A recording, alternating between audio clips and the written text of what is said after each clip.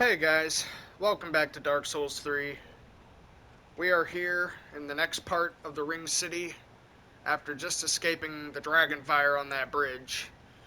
In this part, we're going to be continuing through this DLC even further, trying to make it a little further as well. Um, so yeah, here we go. Now, entering through here is a little bit of a maze. This whole tower that you have to climb through is sort of a maze. It's difficult to explain. Um, Yeah, there's a bunch of these side rooms you can explore and little ledges you can drop down onto.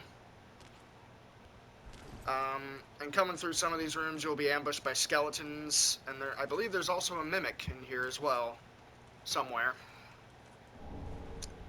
But yeah, there's all these new little rooms and items for us to get, so let's do it.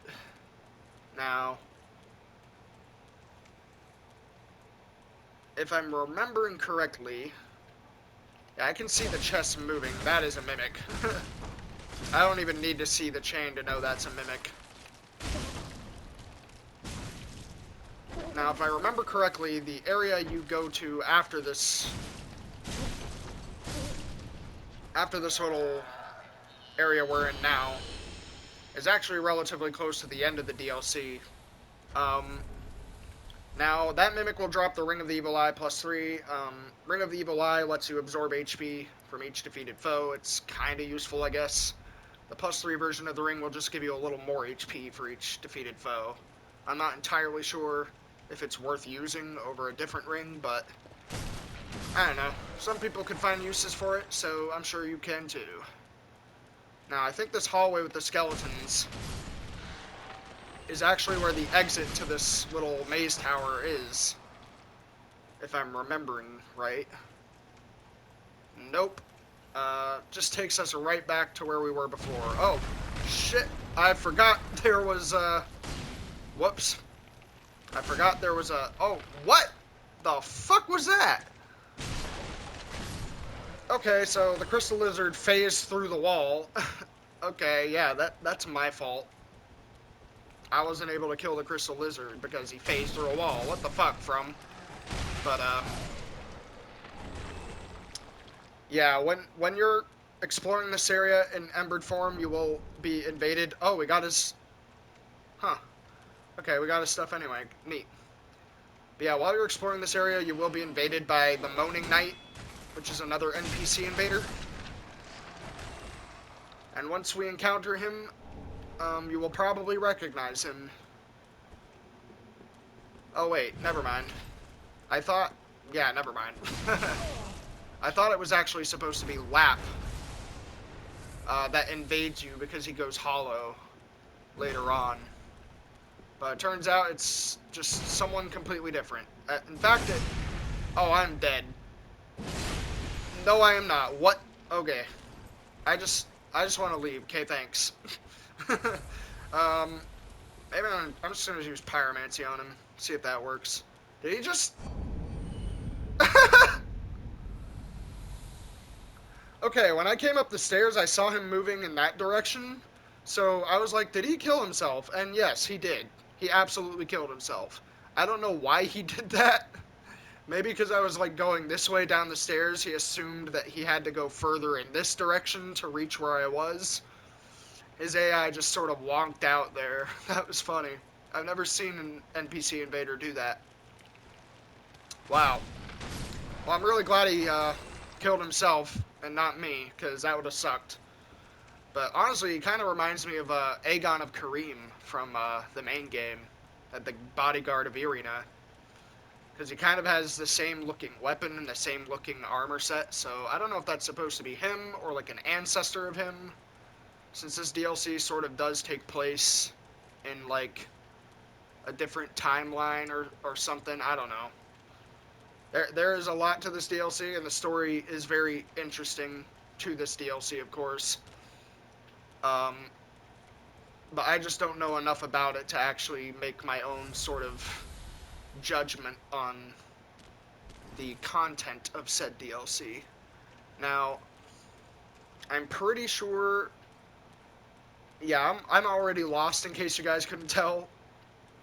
But I am doing my best here. I'm sorry, guys. It's just they designed this little fucking spiral staircase type tower to just get you all twisted and turned. It was pretty much designed so that you would get lost your first time going through it. And since I haven't played this DLC in a while, I haven't exactly remembered all of the correct paths you need to take. But yeah, you come up the stairs after going through that skeleton hallway and you can get to the next bonfire. So there we go. Didn't take us too long to get back to where we were, at least. But I think now what I'm going to do is... Actually, no, never mind. I was going to equip a resistance ring because we're about to fight... it's not a boss. I guess you could call it more of a mini-boss, but yeah. When you come over here, you will be ambushed by the dragon. And he will fuck your day up unless you take cover from him. Now, what you want to do, you don't actually have to fight this dragon. You can just run past it. And it's honestly probably a lot easier for you to just run past it. Since it is a pretty tanky dragon.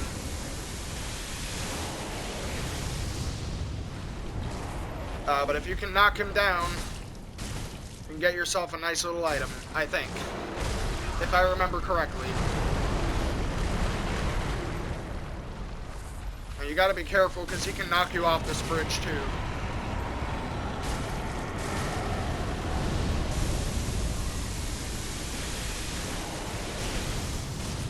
You do not have to take his health down all the way to knock him down, just like 3/4 of the way down, I'm pretty sure.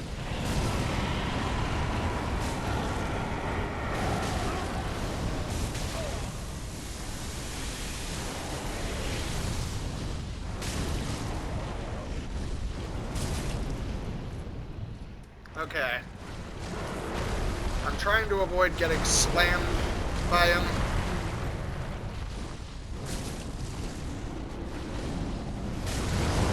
Oh, shit. But once again, if you have a shield that blocks fire, you can block the damage that he does with his fire breath. It will stagger you and break your guard, but you will avoid all the damage from it. Most of it, anyway. I'm gonna try to knock him down here. If he would quit moving, this would be a lot easier.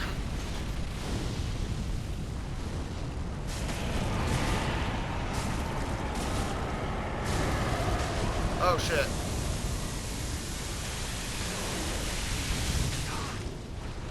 Yeah, that attack does a lot of damage if it actually hits you directly, so... That's why I've been trying to avoid it.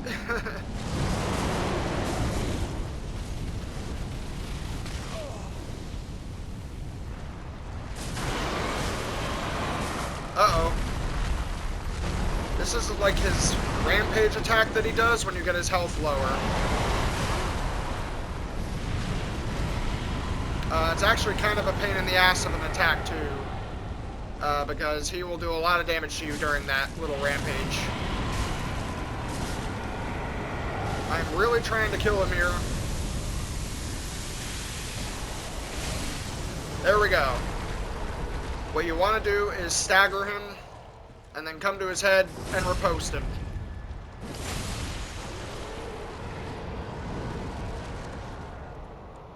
Knock his ass off the cliff, and he'll fall deep into that cave down there. And that's pretty much what you want to do. You don't actually have to fight him. You can just run past him. But I believe there is a purpose to fighting him. We didn't actually get an item for beating him. So there's got to be like some other purpose to doing that. And I'm sure there is a reason for it, but I don't remember off the top of my head. Alright, if you cannot do that light disc attack while I attack you, that'd be great. Thank you. Yeah, there are hidden walls in here. Multiple hidden walls, in fact. I think there's another one. Yep. I think that's the last hidden wall. But there you can get the lightning arrow miracle, which is actually really good. Because it's a miracle that will pretty much ready a lightning arrow as if you're firing it from a bow.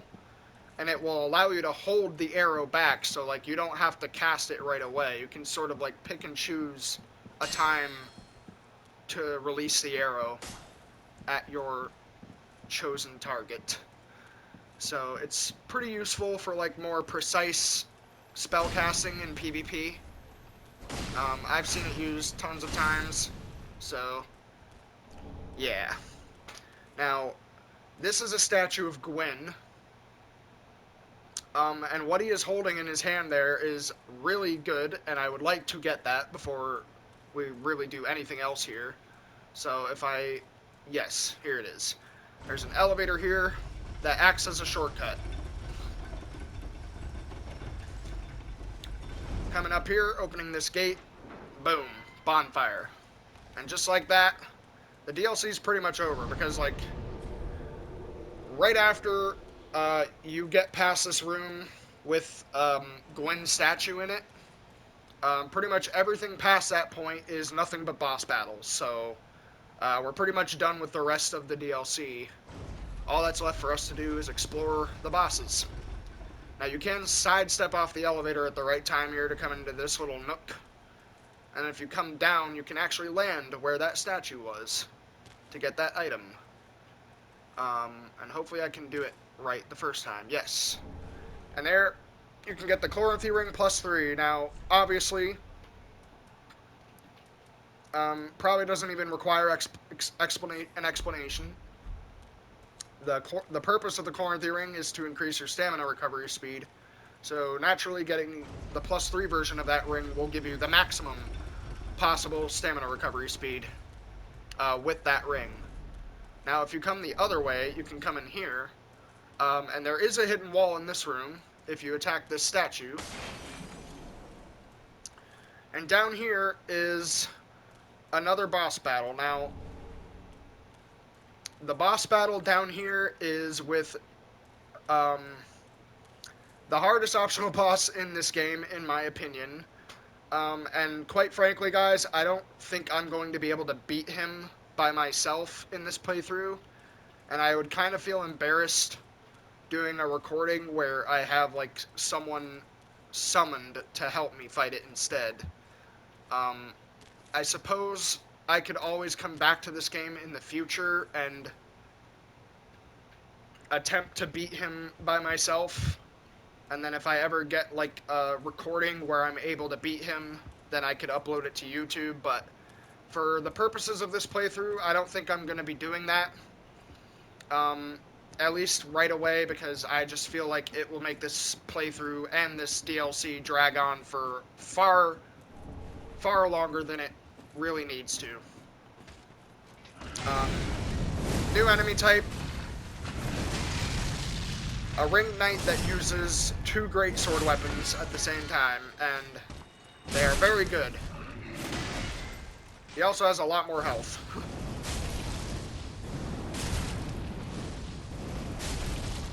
Okay. Easy enough to kill, though. And once you beat him, you get the Ring Knight paired greatswords, that weapon he was using. And again, this is another weapon that I see people using a shit ton in PvP.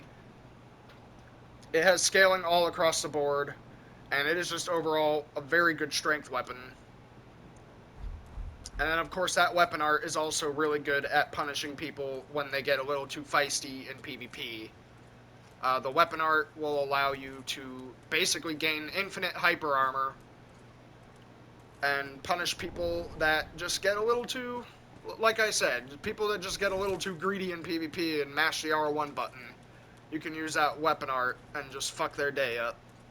So it's a really good weapon for that. Now right through here is our next required boss battle for this DLC. And similar to Demon Souls... Nope. Return from the abyss runneth deep by the king's decree. None may disturb our mistress's slumber. yeah, so right through here, very similar to the DLC, not the DLC, what am I saying? Very similar to the boss fight in Demon Souls. This is the only boss fight in Dark Souls 3 that is a PvP boss. And we got some players here too, which means this is actually a pretty active player area right now, which means we probably are going to be invaded by a player, which means we're probably not going to beat him. But yeah, this is another PvP boss, similar to the old monk in Demon Souls. And it is not an easy PvP boss like the old monk in Demon Souls, because this one has more help in the boss fight. And so this is going to be a little bit challenging, I think, but we're going to try anyway. The name of this boss is Judicator Argo.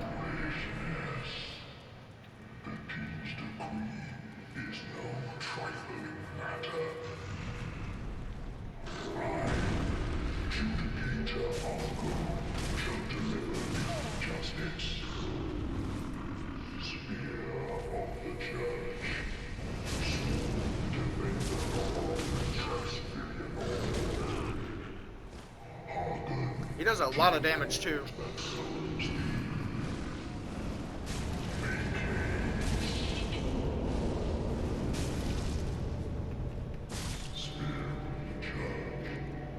Okay, yep. Looks like we got... Oh, wait, this is a painting guardian. Okay. I thought it was actually the boss, but this is just the... one of the people that can be summoned to help the boss. Spear of the Church burns when I PvP. Burns when I PvP. A gonorrhea joke. Okay. Now then. During this boss fight... Oh god, we're already dead. Yeah. During this boss fight, you can... It's a PvP boss, obviously, so you have to deal with that bullshit. But during the boss fight, the boss will summon Painting Guardians to assist him in the fight. And the Painting Guardians are extremely annoying, because they will do a ton of damage, and in addition to that, they also just have a ton of health. So it's just not a fun time, like, at all. So I think what we're actually going to do here, guys, similar to what we did with the old monk, I think we're going to relaunch the game in offline mode. Just so I'm not stuck here for like 3 hours. Because much as I would like to show off some PvP fighting, at the same time, I don't want to, like, bank on us getting lucky and getting an invader that's not a tryhard. Not that that guy was a tryhard, it's just that, yeah, I sort of got stuck on the pillar, which is why I died. So I'm not saying that guy's a tryhard, it's just the fact that I will be stuck on that boss fight for a while because I will have to fight a bunch of different PvP enemies that can be tryhards or can be using different builds. And obviously I have to switch my playstyle each time I fight a new person. So it will not be an easy fight. You will have to fight this guy every time you die. But hopefully this won't be happening too many times, since we are going to be fighting the NPC version of this boss this time. That guy's also a pretty good source of souls too, and can also get their armor set. It's pretty nice. Well, you can get their armor set from the other ring knights too, to be fair, but yeah, I just think their armor set's really cool. But anyway, guys, we'll try this boss fight again. Sorry, again, that I had to go offline. I don't want this to take too long. So, here we go.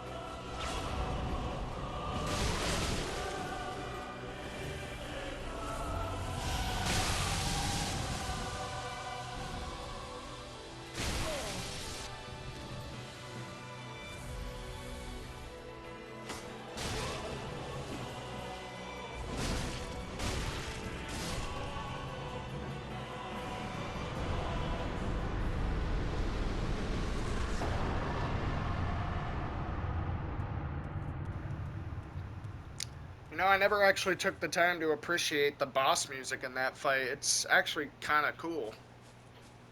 I never really paid attention to the boss music in this fight, since I always just figured it was sort of one of them cheap gimmick boss fights before the final boss fight of the DLC. But in all honesty, that boss music wasn't that bad, so there you go. Anyway, for beating him, you get a Titanite slab, which is really nice, and a Fillionaire Spear ornament, which I believe is... this DLC actually does introduce a new covenant into the game, the Spears of the Church, which allow you to be summoned as a boss for this arena here. And then the Fillionaire Spear ornaments are pretty much the covenant items for that covenant. So, it's another little covenant for you to get into, if you feel like it. Now then, here becomes the question. We have enough time left in the episode to actually fight the final boss of this DLC. But I feel like the final boss of this DLC should get his own video, kind of like the final boss of the first DLC and the final boss of the main game. So I think what I'll end up doing is I think I will end up trying to fight the hardest optional boss in this game.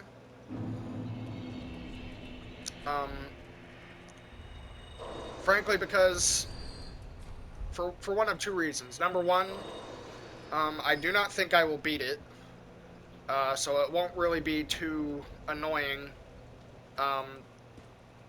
to deal with the fact that, like, I only have about 8 minutes of recording time left, so if I fail at the boss, whatever, and I probably will. And reason number two, since I do have 8 minutes of recording time left, there is always that small chance that I might be able to kill him, and if I do, well, hallelujah. But, I really don't think I will be able to, because, frankly, he is very difficult. But like I said, maybe someday I'll come back to this game, and I'll try to fight. I'll record my fight with him and try to beat him, and if I get a recording where I manage to beat him, then I'll upload it to YouTube and say, hey, here's a bonus video for you guys. And, yeah. But if I'm going to fight him, I would like to try to do it solo, because the optional boss in question is, he probably has one of the highest health values of any boss in any Souls game. So if I summon help for this boss, it will literally gain probably like an extra 30 or 40,000 more health. Well, maybe not that much more health, but like it'll gain a shit ton more health, and it'll just be a lot more difficult. More difficult than it probably already will be. So yeah, I'm not gonna bother with that. But right down in this little cave entrance here is where you can fight him, and then you can also get this antiquated armor. Antiquated, if I'm pronouncing that right. It's sort of similar to like the robed armor that the Spears of the Church use, but it's sort of got like a different color to it, so it's kind of interesting, I guess. Anyway, guys, I'm gonna mute my mic for this because I don't expect to beat this boss, but if I am going to attempt to beat it, then I would like to be as focused as humanly possible. Also, I think his boss music is really fucking dope, so yeah, hope you guys enjoy it. And I forgot to turn the sound effects back up. I'm sorry about that. Well, here we go.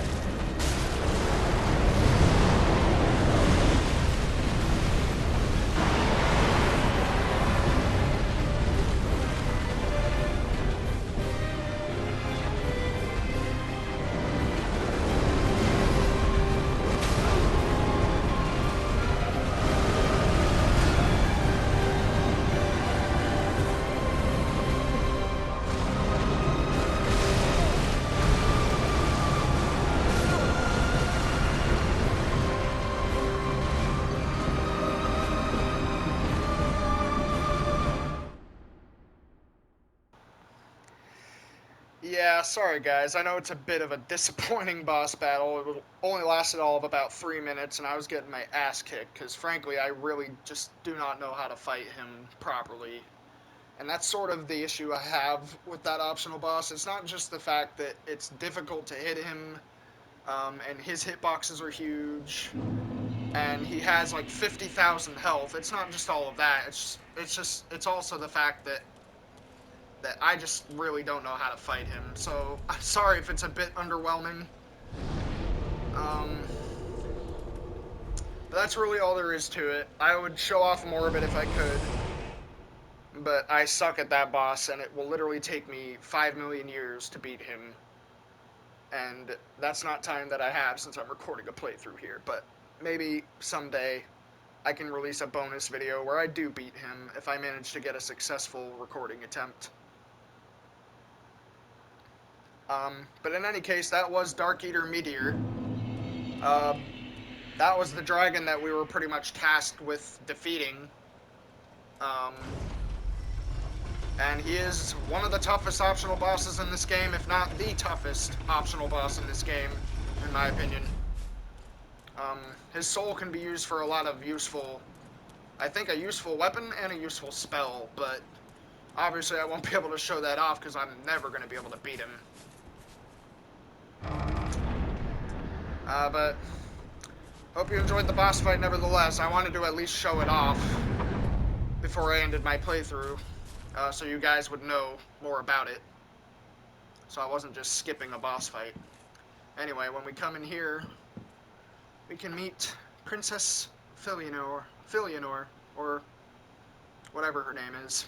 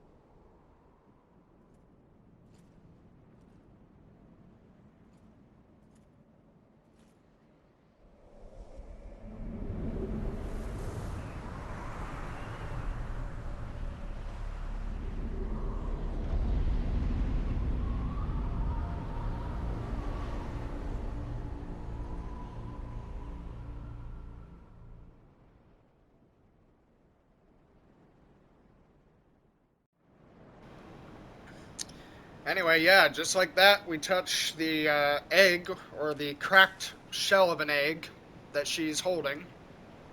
And just like that, we're transported what seems to be like 10,000 or so years into the future. I don't really know how that works. I'm sure there's more of like a complicated story-related reason for why that happens. Um, but yeah, here we are in the final part of the Ringed City. And I think on the next part, we will be fighting the final boss of this DLC, guys. So I hope you've been enjoying the playthrough up to this point. And, yeah, I will see you next time.